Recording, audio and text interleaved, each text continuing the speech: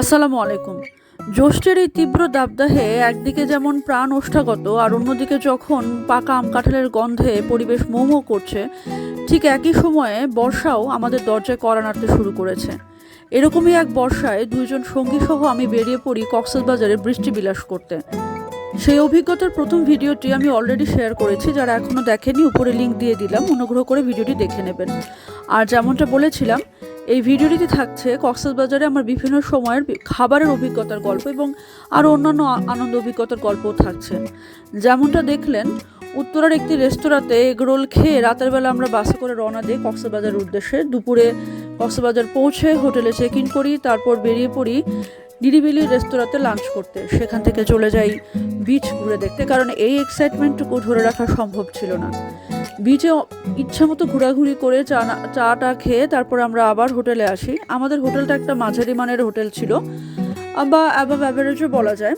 এটা একটা 2 রুমের 2টা অ্যাটাচ বাথরুম সহ একটা ছোট সুইট ছিল এবং সি ভিউ ছিল, যেটা ওশান প্যারাডাইজের ঠিক অপোজিটে অবস্থিত। হোটেল জামান ইন্টারন্যাশনাল ওর সামথিং নাম ছিল, আমার এক্স্যাক্টলি মনে আসছে না। তো এখান থেকে আমরা আবারও সন্ধ্যাবেলায় চা নাস্তা খেয়ে চলে যাই এই যে এখানে যেটা দেখতে পাচ্ছেন এই শালিক রেস্তোরাঁটিতে।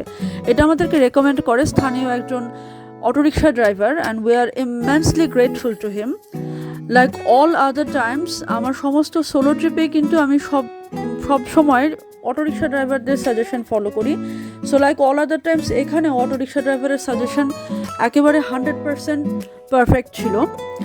আমরা ঢুকেই খুব হ্যাপিলি সারপ্রাইজড হই, বিকজ ওদের এস্থেটিক আমাদের খুব ভালো লেগেছিল, আনএক্সপেক্টেড ছিল। এখানে ডিফারেন্ট সিটিং অ্যারেঞ্জমেন্ট আছে, যেমন বাইরে বসার ব্যবস্থা আছে, ফ্রেশ জুস বার আছে, ওপরে দোতলা এসি রুম আছে, একটা ওপেন ব্যালকনি আছে। ওদের কিচেনটা live and open, live aquarium আছে, যেখানে অর্ডার অনুযায়ী সি ফুড বারবিকিউ করে বা বিভিন্ন উপায়ে রান্না করে দেওয়া হয়। সব ধরনের খাবারই এখানে অ্যাভেলেবল, দামটাও হাতে নাগালেই। আমি বলবো যে অ্যাবাভ অ্যাভারেজ বা অ্যাভারেজ বলা যায়। খাবারের স্বাদ 10-এ 6.5 7.5 দেওয়া যায়। সার্ভিস অত্যন্ত ভালো। ওদের আরেকটা প্লাস পয়েন্ট হচ্ছে যে এরকম মৌসুমি ফল পাকার সময়ে গেলে 1 প্লেট পাকা পাহাড়ি আম ওরা কমপ্লিমেন্টারি দিয়ে থাকে প্রতি অর্ডারের সাথে, অ্যাভেলেবিলিটির উপর ডিপেন্ড করে। আর নেগেটিভ সাইড যেটা, সেটা হচ্ছে যে সকালবেলা আর সন্ধ্যাবেলা ছাড়া এখানে চা সব সময় পাওয়া যায় না। সো এখানে মন খুলে মনের খুশিতে ডিনার করার পরে হোটেল যাওয়ার পথে রিক্সাওয়ালা মামা গান শুনিয়ে আমাদের এন্টারটেইন করেন।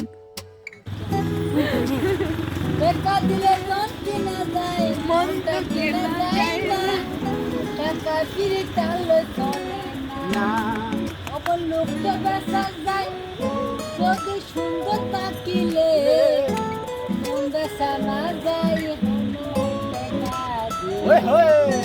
মারহাবা মারহাবা।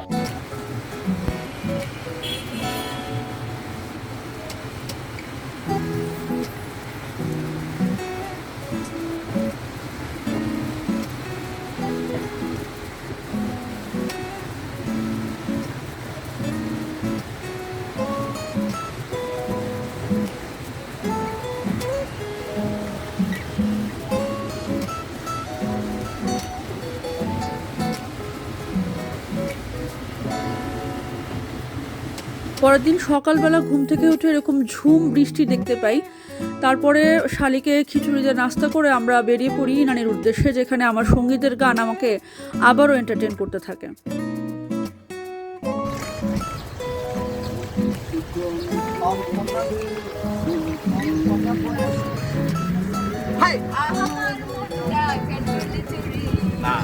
গানটা বলতে হয় কেমন আমি বলি।